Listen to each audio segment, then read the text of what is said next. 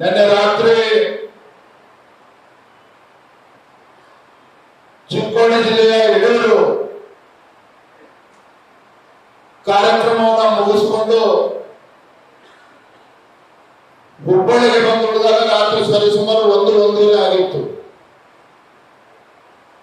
ಬೆಳಗ್ಗೆ ಮತ್ತು ಎದ್ದು 6 ಗಂಟೆ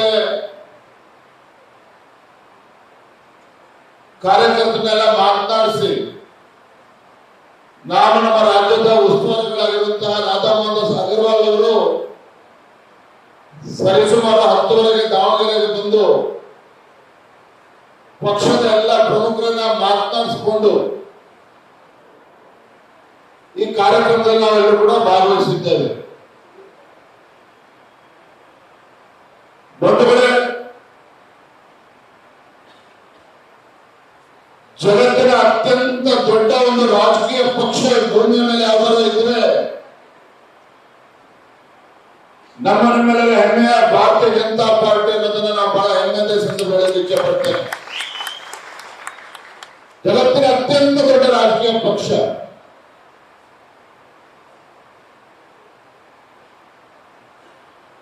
ಅಂತಹ ಒಂದು ದೊಡ್ಡ ರಾಜಕೀಯ ಪಕ್ಷದಲ್ಲಿ ಕೇಂದ್ರದಲ್ಲಿ ಸ್ವಾತಂತ್ರ್ಯ ಬಂದ ನಂತರದಲ್ಲಿ ಒಂದು ಕಾಂಗ್ರೆಸ್ ಪಕ್ಷ ಸತತವಾಗಿ 3ನೇ ಬಾರಿಗೆ ಕೇಂದ್ರದಲ್ಲಿ ಅಧಿಕಾರಕ್ಕೆ ಬಂದು ಅದರ ನೇತೃತ್ವವನ್ನು ವಹಿಸಿರ್ತಕ್ಕಂಥ ಈ ದೇಶದ ಹೆಮ್ಮೆಯ ಪ್ರಧಾನಮಂತ್ರಿ ನರೇಂದ್ರ ಮೋದಿಜಿಯವರ ಪಕ್ಷದಲ್ಲಿ ನಾವು ಕೂಡ ಕಾರ್ಯಕರ್ತರಾಗಿ ನಾವು ಕೂಡ ದುಡಿತಾ ಇದ್ದೇವೆ ಅಂತ ಹೇಳಿದ್ರೆ ಅದಕ್ಕಿಂತ ಮತ್ತೊಂದು ಹೆಮ್ಮೆ ಪಡ್ತಕ್ಕಂಥ ವಿಚಾರ ನಮಗೆ ಸಿಗೋದಕ್ಕೆ ಸಾಧ್ಯ ಇಲ್ಲ.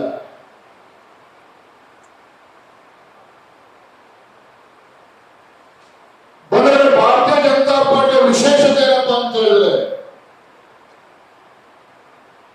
ದೆಹಲಿಯಲ್ಲಿ ಕೂರ್ತಕ್ಕಂಥ ನಮ್ಮ ರಾಷ್ಟ್ರೀಯ ಅಧ್ಯಕ್ಷರು ನಿತಿನ್ ನವೀನ್ ಅವರಿಗೆ ಯಾವ ಗೌರವವನ್ನು ನಾವು ಕೊಡ್ತೀವೋ ಅದೇ ಗೌರವವನ್ನ ರಾಜ್ಯದ ಭಾರತೀಯ ಜನತಾ ಪಾರ್ಟಿ ಅಧ್ಯಕ್ಷರಿಗೂ ಕೂಡ ಗೌರವ ಕೊಡ್ತೇವೆ. ದೆಹಲಿಯಲ್ಲಿ ಕೂತಿರ್ತಕ್ಕಂಥ ರಾಷ್ಟ್ರೀಯ ಅಧ್ಯಕ್ಷರಿಗೆ ರಾಜ್ಯದ ಅಧ್ಯಕ್ಷರಿಗೆ ಯಾವ ಗೌರವ ಕೊಡ್ತೀವೋ ನಮ್ಮ ಬೂತ್ನಲ್ಲಿರ್ತಕ್ಕಂಥ ಅಧ್ಯಕ್ಷರಿಗೂ ಸಹ ಅದೇ ಗೌರವವನ್ನು ಕೊಡ್ತೇವೆ. ಬಹುಶಃ ಯಾವುದೇ ರಾಜಕೀಯ ಪಕ್ಷದಲ್ಲಿ ವ್ಯವಸ್ಥೆಯನ್ನು ನೋಡೋದಕ್ಕೆ ಸಾಧ್ಯ ಇಲ್ಲ. ರಾಷ್ಟ್ರೀಯ ಅಧ್ಯಕ್ಷರಿಗೆ ಗೌರವ ಕೊಡ್ತೀವೋ ಬೂತಿನ ಅಧ್ಯಕ್ಷರು ಕೂಡ ಕೊಡ್ತಕ್ಕಂಥ ಗೌರವ ಕೊಡ್ತಕ್ಕಂಥ ಪಕ್ಷ ಯಾವ್ದಾದ್ರು ಇದ್ರೆ ಅದು ಭಾರತೀಯ ಜನತಾ ಪಾರ್ಟಿ ಮಾತ್ರ. ಭಾರತೀಯ ಜನತಾ ಪಾರ್ಟಿ ಮಾತ್ರ. ಒಬ್ಬ ಸಾಮಾನ್ಯ ಕಾರ್ಯಕರ್ತರು ಸಹ ಎಷ್ಟು ಎತ್ತರಕ್ಕೆ ಹೋಗ್ಬೋದು ಅಂತ ಹೇಳಿದ್ರೆ ಒಬ್ಬ ಚಹಾ ಮಾಡ್ತಕ್ಕಂಥ ಒಬ್ಬ ಸಾಮಾನ್ಯರು ಕೂಡ ದೇಶದ ಪ್ರಧಾನಮಂತ್ರಿ ಆಗೋದಕ್ಕೆ ಸಾಧ್ಯ ಇದೆ ಅಂತ ಹೇಳಿದ್ರೆ ಅದು ಬಿಜೆಪಿಯಲ್ಲಿ ಮಾತ್ರ ಸಾಧ್ಯ, ಯಾವುದೇ ಪಕ್ಷದಲ್ಲಿ ಸಾಧ್ಯ ಇಲ್ಲ. ಒಂದು ವೇಳೆ ನರೇಂದ್ರ ಮೋದಿಜಿಯವರು ಯಾವುದೋ ಒಂದು ದೊಡ್ಡ ರಾಜಕೀಯ ಕುಟುಂಬದ ಹಿನ್ನೆಲೆಯಿಂದ ಬಂದಿರತಕ್ಕಂಥ ವ್ಯಕ್ತಿ ಅಲ್ಲ.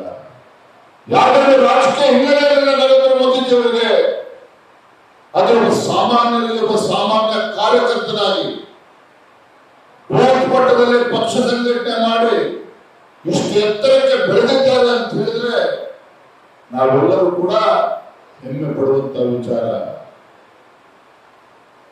ವೇದಿಕೆ ಮೇಲೆ ವೇದಿಕೆ ಮುಂಭಾಗದಲ್ಲಿರ್ತಕ್ಕಂಥ ರಾಜ್ಯದಲ್ಲಿ ದೇಶದಲ್ಲಿರ್ತಕ್ಕಂಥ ಕಾರ್ಯಕರ್ತರು ಹೆಮ್ಮೆ ಪಡ್ತಕ್ಕಂಥ ಮತ್ತೊಂದು ವಿಚಾರ ಅಂತ ಹೇಳಿದ್ರೆ ನರೇಂದ್ರ ಮೋದಿಜಿಯವರು ದೇಶದ ಪ್ರಧಾನಮಂತ್ರಿಗಳಾಗಿ 12 ವರ್ಷಗಳು ಕಳೆದಿದೆ. 12 ವರ್ಷಗಳು ಕಳೆದಿದೆ. ಆದರೆ ಕಳೆದ 12-13 ವರ್ಷದ ಅವರ ಆಡಳಿತದ ಅವಧಿಯಲ್ಲಿ ದೇಶದ ಪ್ರಧಾನಮಂತ್ರಿಯಾಗಿ ಯಾವುದೇ ಒಂದು ಭ್ರಷ್ಟಾಚಾರದ ಆರೋಪ ಪ್ರಧಾನಮಂತ್ರಿಗಳ ಮೇಲೆ ಆಗಲಿ ನಮ್ಮ ಕೇಂದ್ರ ಸರ್ಕಾರದ ಮೇಲೆ ಆಗಲಿ ಇವತ್ತಿಗೂ ಕೂಡ ಇಲ್ಲ. ಒಂದೇ ಒಂದು ಆರೋಪ, ಭ್ರಷ್ಟಾಚಾರದ ಆರೋಪ ಇಲ್ಲ. ಪ್ರಧಾನಮಂತ್ರಿ ನರೇಂದ್ರ ಮೋದಿಜಿಯವರಿಗೆ ಸಲ್ತದೆ, ನರೇಂದ್ರ ಮೋದಿಜಿಯವರಿಗೆ ಸಲ್ತದೆ. 2014 ಪೂರ್ವದಲ್ಲಿ ಈ ದೇಶದಲ್ಲಿ ಒಂದು ಭ್ರಷ್ಟಾಚಾರರಹಿತ ಆಡಳಿತವನ್ನು ಕೊಡೋದಕ್ಕೆ ಸಾಧ್ಯ ಇಲ್ಲ. ಈ ದೇಶದ ಅಭಿವೃದ್ಧಿ ಆಗೋದಕ್ಕೆ ಸಾಧ್ಯ ಇಲ್ಲ.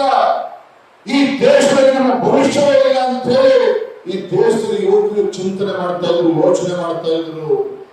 ಯಾವ ದೇಶಕ್ಕೆ ಹೋಗಿ ತಮ್ಮ ಭವಿಷ್ಯವನ್ನು ರೂಪಿಸಬೇಕು ಅಂತ ಚಿಂತನೆ ಮಾಡ್ತಾ ಇದ್ರು.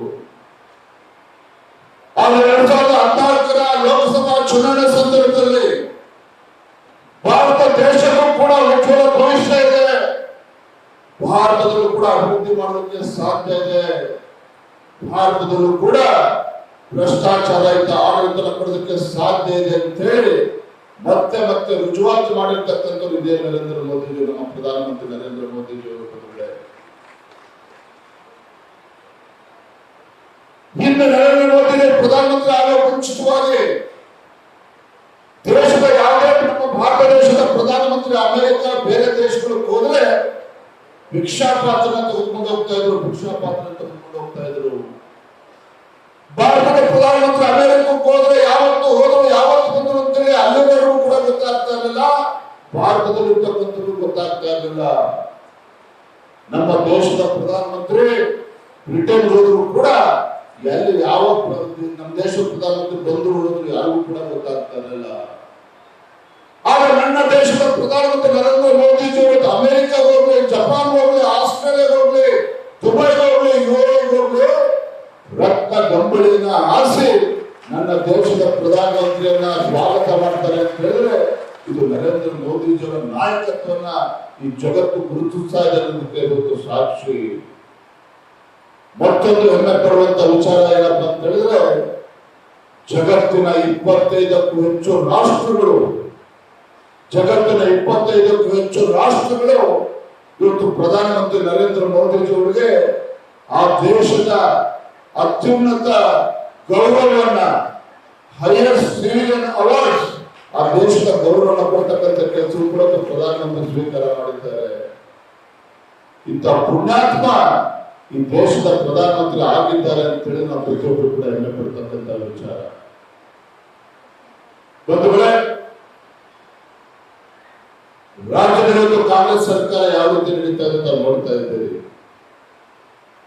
3 ವರ್ಷಗಳ ಹಿಂದೆ ಇದೇ ಕಾಂಗ್ರೆಸ್ ಪಕ್ಷ ಭಾರತೀಯ ಜನತಾ ಪಾರ್ಟಿ ನಮ್ಮ ಸರ್ಕಾರದ ಮೇಲೆ ಅಪಪ್ರಚಾರಗಳನ್ನ ಮಾಡಿ, ಭ್ರಷ್ಟಾಚಾರದ ಆರೋಪವನ್ನ ಮಾಡಿ, ರಾಜ್ಯದ ಮತದಾರರ ಕಣ್ಣಿಗೆ ಮಣ್ಣನ್ನ ಎರಚಿ ನಾವು ರಾಜ್ಯದಲ್ಲಿ ಅಭಿವೃದ್ಧಿ ಕೆಲಸ ಕಾರ್ಯಗಳನ್ನು ಮಾಡ್ತೇವೆ, ರಾಮರಾಜ್ಯವನ್ನ ಮಾಡ್ತೇವೆ ಅಂತ ಹೇಳಿ 10 ಸುಳ್ಳುಗಳನ್ನ ಹೇಳಿ ರಾಜ್ಯದಲ್ಲಿ ಅಧಿಕಾರಕ್ಕೆ ಬಂದಿದೆ. ಈ ರಾಜ್ಯದ ಮುಖ್ಯಮಂತ್ರಿ ಆಗಬೇಕು ಅಂತ ಕನಸನ್ನು ಇಟ್ಕೊಂಡಿದ್ದಂತ ಸಿದ್ದರಾಮಯ್ಯನವರು ಅಹಿಂದ ಜಪ ಮಾಡ್ತಾ ಇದ್ರು. ಜನ ನಂಬಿದ್ರು ಕಾಂಗ್ರೆಸ್ ಪಕ್ಷವನ್ನ. ಜನ ನಂಬಿ ಕಾಂಗ್ರೆಸ್ ಪಕ್ಷವನ್ನು ಅಧಿಕಾರಕ್ಕೆ ತಂದ 24 ಗಂಟೆಗಳಲ್ಲಿ ಈ ರಾಜ್ಯದ ಮುಖ್ಯಮಂತ್ರಿ ಮಾಡಿರ್ತಕ್ಕಂಥ ಘನಕಾರ್ಯ ಏನಪ್ಪಾ ಅಂತ ಹೇಳಿದ್ರೆ ಪ್ರಧಾನಮಂತ್ರಿ ನರೇಂದ್ರ ಮೋದಿಜಿಯವರು ಈ ದೇಶದ ರೈತರಿಗೆ ಪ್ರಧಾನಮಂತ್ರಿ ಕಿಸಾನ್ ಸಮ್ಮಾನ್ ಯೋಜನೆ 6,000 ರೂಪಾಯಿ ಕೊಡ್ತಾ ಇದ್ರು. ಈ ರಾಜ್ಯದ ಮುಖ್ಯಮಂತ್ರಿಗಳಾಗಿದ್ದಂತ ನಿಮ್ಮ ಯಡಿಯೂರಪ್ಪನವರು 4,000 ರೂಪಾಯಿ ಕೊಡ್ತಾ ಇದ್ರು. ಅದನ್ನ ನಿಲ್ಲಿಸ್ತಕ್ಕಂಥ ಕೆಲಸ ಈ ರಾಜ್ಯದ ಮುಖ್ಯಮಂತ್ರಿಗಳು ಮಾಡಿದ್ರು. ಗ್ರಾಮೀಣ ಭಾಗದಲ್ಲಿರ್ತಕ್ಕಂಥ ನಮ್ಮ ರೈತರಿಗೆ, ಬಡವರಿಗೆ ಅನುಕೂಲ ಆಗಲಿ ಅಂತ ಹೇಳಿ, ಹೈನುಗಾರಿಕೆಗೆ ಪ್ರೋತ್ಸಾಹ ಕೊಡಬೇಕು ಅಂತ ಹೇಳಿ, ಹಾಲು ಕರಿತಕ್ಕಂಥ ಬಡ ಕುಟುಂಬಗಳಿಗೆ ಹೈನುಗಾರಿಕೆಗೆ ಅದಕ್ಕೆ ಪ್ರೋತ್ಸಾಹ ಧನವನ್ನು ಕೊಟ್ಟರು. ಆದ್ರೆ ತಮಗೆ ಗೊತ್ತಿಲ್ಲ, ಇವತ್ತು ಕಾಂಗ್ರೆಸ್ ಸರ್ಕಾರ ಬಂದ ಸಿದ್ದರಾಮಯ್ಯನವರು ಕಳೆದ 3 ವರ್ಷದಲ್ಲಿ 1,000 ಕೋಟಿಗೂ ಹೆಚ್ಚು ಪ್ರೋತ್ಸಾಹ ಧನವನ್ನು ಕೊಡದೇನೆ ಹಾಗೆ ಹೊಂದಿಕೊಂಡಿದ್ದಾರೆ. ಪಂಚ ಗ್ಯಾರಂಟಿಗಳ ಬಗ್ಗೆ ಮಾತನಾಡ್ತಾರೆ, 6ನೇ ಗ್ಯಾರಂಟಿ ಬಗ್ಗೆ ಮಾತನಾಡೋದಿಲ್ಲ. 6ನೇ ಗ್ಯಾರಂಟಿ ಏನಪ್ಪಾ ಅಂತ ಹೇಳಿದ್ರೆ ಈ ಕಾಂಗ್ರೆಸ್ ಸರ್ಕಾರ ತನ್ನ ಪಂಚ ಗ್ಯಾರಂಟಿಗಳಿಗೆ ಹಣವನ್ನ ಕ್ರೋಢೀಕರಿಸೋದಕ್ಕೆ ಸಾಧ್ಯ ಆಗದೇನೆ ಬೆಲೆ ಏರಿಕೆ ಗ್ಯಾರಂಟಿ ಕೊಟ್ಟಿದ್ದಾರೆ ಸಿದ್ದರಾಮಯ್ಯ ಸರ್ಕಾರ. ಅದ್ರ ಬಗ್ಗೆ ಚಕಾರ ಇಡ್ತಾ ಇಲ್ಲ. ಹಾಲಿನ ದರ ಜಾಸ್ತಿ ಮಾಡಿದ್ರು, ಪೆಟ್ರೋಲ್ ಡೀಸೆಲ್ ಮೇಲೆ 5 ರೂಪಾಯಿ ಜಾಸ್ತಿ ಮಾಡಿದ್ರು, ವಿದ್ಯುತ್ ದರವು ಕೂಡ ಜಾಸ್ತಿ ಆಗಿರುವಂತದ್ದು ಅಷ್ಟೇ ಅಲ್ಲ, ತನ್ನ ಪಂಚ ಗ್ಯಾರಂಟಿಗಳಿಗೆ ಹಣವನ್ನ ಕ್ರೋಢೀಕರಿಸೋದಕ್ಕೆ ಸಾಧ್ಯ ಇದ್ದೇನೆ. ಒಂದು ಕಡೆ ಗೃಹಲಕ್ಷ್ಮಿ 2,000 ರೂಪಾಯಿ ಕೊಡ್ತೇವೆ ಅಂತ ಹೇಳ್ತಾರೆ. ಆದ್ರೆ ಅದೇ ಬಡ ಕುಟುಂಬಕ್ಕೆ ಇವತ್ತು ಅಬಕಾರಿ ಇಲಾಖೆಗೆ ಟಾರ್ಗೆಟ್ ಅನ್ನ ಜಾಸ್ತಿ ಮಾಡಿ ತನ್ನ ಸರ್ಕಾರದ ಖಜಾನೆಗೆ ಹೆಚ್ಚು ಹಣ ಬರಬೇಕು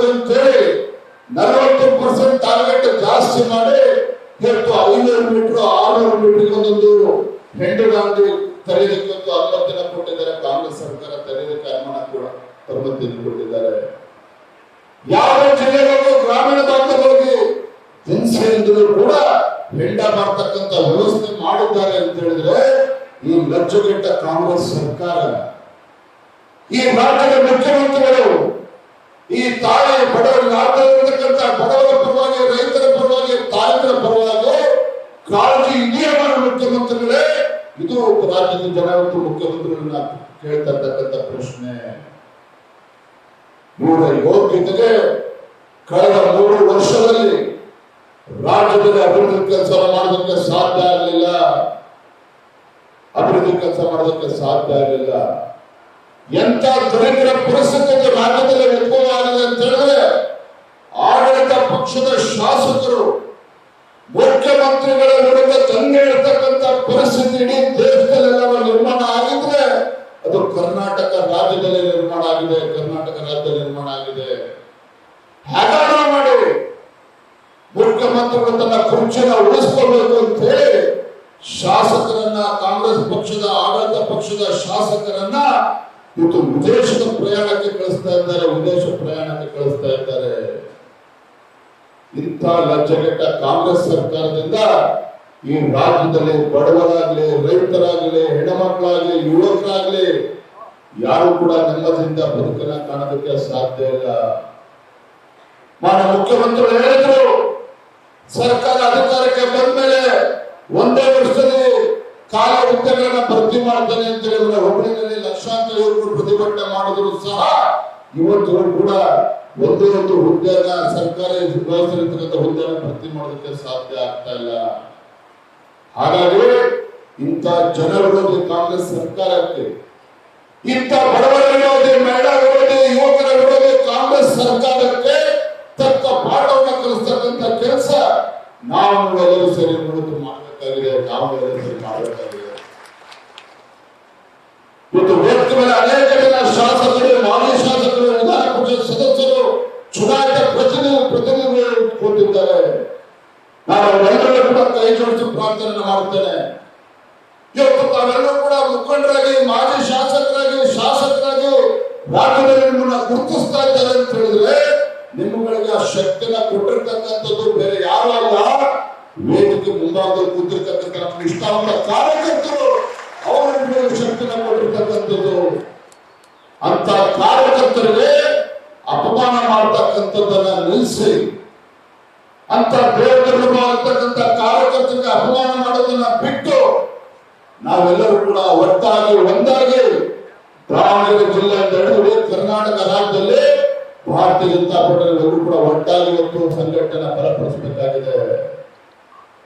ನನ್ನ ಚುನಾವಣೆ ಬಂದಾಗ ಕಾರ್ಯಕರ್ತ ಎಲ್ಲ ಜಾತಿ, ಮತ, ಪಂಥ ಎಲ್ಲವನ್ನೂ ಕೂಡ ಮರೆತು ನಿಮ್ಮ ಚುನಾವಣೆ ಕೆಲಸ ಮಾಡಬೇಕು ಅಂತ ನಾವು ಅಪೇಕ್ಷೆ ಪಡ್ತೇವೆ.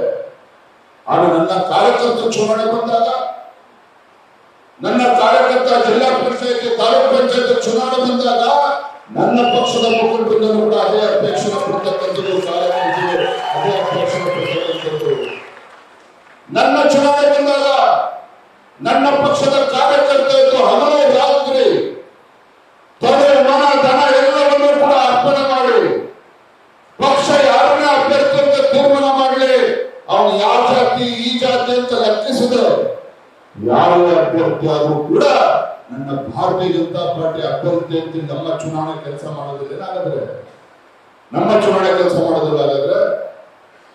ಹಾಗಾಗಿ ನಿಮಗೆ ಇವತ್ತು ಕಾರ್ಯಕರ್ತರು ಯಾವ ಗೌರವವನ್ನು ಕೊಡ್ತಾ ಇದ್ದಾರೋ, ನೀವು ಎಷ್ಟೇ ದೊಡ್ಡ ಮನುಷ್ಯರಾಗಿರ್ಲಿ, ಎಷ್ಟೇ ಆಸ್ತಿ ಅಂತಸ್ತು ಇರಲಿ, ಭಾರತೀಯ ಜನತಾ ಪಾರ್ಟಿಗೆ ಇರ್ತಕ್ಕಂಥ ದೊಡ್ಡ ಆಸ್ತಿ ಏನಪ್ಪಾ ಅಂತ ಹೇಳಿದ್ರೆ ವೇದಿಕೆ ಮುಂಭಾಗದಲ್ಲಿರ್ತಕ್ಕಂಥ ನಮ್ಮ ಕಾರ್ಯಕರ್ತರಿದ್ದಾರೆ. ಇಷ್ಟಾದಂತ ಕಾರ್ಯಕರ್ತ ನಮ್ಮ ಪಕ್ಷದ ಆಸ್ತಿ ಅನ್ನೋದನ್ನ ಮರಿಬಾರದು. ಇದು ದಾವಣಗೆರೆ ಜಿಲ್ಲೆ ಇರ್ಬೋದು, ರಾಜ್ಯದಲ್ಲಿರ್ಬೋದು, ನಮ್ಮ ಪಕ್ಷದ ಕಾರ್ಯಕರ್ತರು ಮುಖಂಡರುಗಳಿಂದ ಇವತ್ತು ಕೂಡ ಅಪೇಕ್ಷಣೆ ಪಡ್ತಾ ಇದ್ದಾರೆ. ನಾನು ಹೇಳೋದಕ್ಕೇನು ಸಂಕೋಚ ಇಲ್ಲ. ರಾಜ್ಯದಲ್ಲಿ ಯಾವತ್ತೇ ಚುನಾವಣೆ ನಡೆಯಲಿ, ರಾಜ್ಯದಲ್ಲಿ ಯಾವತ್ತೇ ಚುನಾವಣೆ ನಡೆದರೂ ಸಹ ನಮ್ಮ ನೇತೃತ್ವದಲ್ಲಿ ಇವತ್ತು ರಾಜ್ಯದಲ್ಲಿ ಮತ್ತೊಮ್ಮೆ ಏನು ಸನ್ಮಾನ PS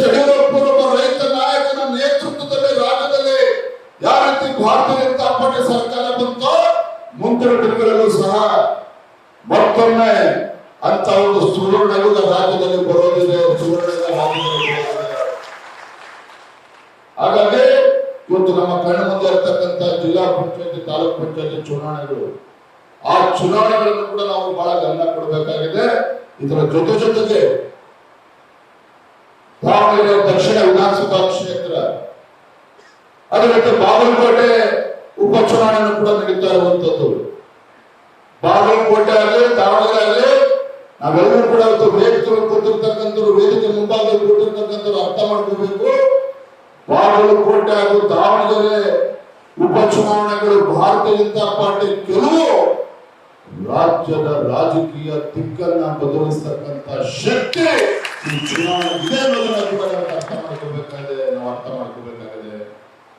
ಹಾಗಾದರೆ ನಮ್ಮ ರಾಷ್ಟ್ರೀಯ ಪ್ರಧಾನ ಕಾರ್ಯದರ್ಶಿಗಳಾಗಿರುವಂತಹ ರಾಧಾ ಮೋಹನ್ ಅವರು ತಮ್ಮ ಒತ್ತಡದ ನಡುವೆಯೂ ಸಹ ದೆಹಲಿಯಿಂದ ನೇರ ಹುಬ್ಬಳ್ಳಿಗೆ ಬಂದು ದಾವಣಗೆರೆಗೆ ಬಂದು ಕೆಲವು ಮುಖಂಡರನ್ನು ಕೂಡ ಮಾತಾಡಿಸತಕ್ಕಂಥ ಕೆಲಸವನ್ನು ಮಾಡಿದ್ದಾರೆ.